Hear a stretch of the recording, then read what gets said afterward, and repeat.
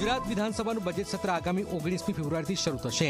નાણામંત્રી કરુણ દેસાઈ દ્વારા 20 ફેબ્રુઆરીના રોજ રાજ્ય સરકારના વર્ષ 2025-26નું બજેટ પણ રજૂ કરાશે. 40 દિવસ સુધી ચાલનાર બજેટ સત્રમાં અડધો ડઝન વિધેયક અથવા સુધારા વિધેયક પસાર કરવામાં આવશે. મહત્વનું છે કે બજેટ સત્ર દરમિયાન જંત્રીના દરમાં રાહત મળવાની સંભાવનાઓ દેખાઈ રહી છે.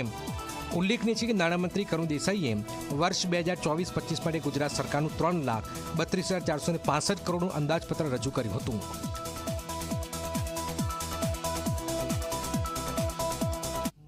ગુજરાત વિધાનસભાનું બજેટ સત્ર તારીખ 19 ફેબ્રુઆરીના રોજ માન્ય રાજ્યપાલ શ્રીના સંબોધનથી બપોરે 12 કલાકે ચાલુ થશે. તારીખ 20 ફેબ્રુઆરીના રોજ ગુજરાત સરકાર દ્વારા બજેટ રજૂ કરવામાં આવશે. સામાન્ય અંદાજ પર ચર્ચા માટે 4 દિવસ રાખવામાં આવ્યા છે. 5 દિવસ સરકારી વિધેયકો અને સરકારી કામકાજ માટે, 12 દિવસ અંદાજપત્રની માગણીઓ ઉપરની ચર્ચા માટે રાખવામાં આવ્યા છે.